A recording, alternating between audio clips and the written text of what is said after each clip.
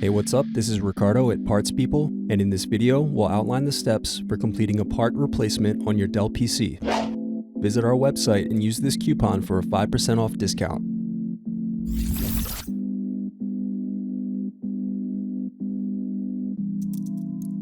Unscrew and remove bottom base.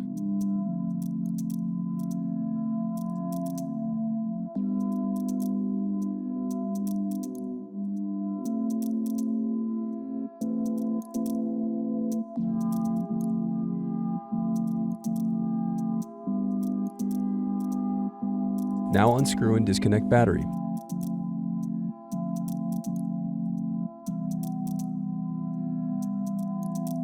Then unscrew and disconnect wireless card.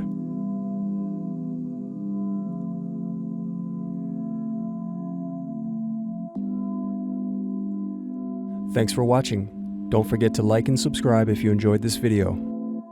And if you need more, check out this playlist to watch other tutorials for your laptop. You can also click here to find parts for your laptop at partspeople.com.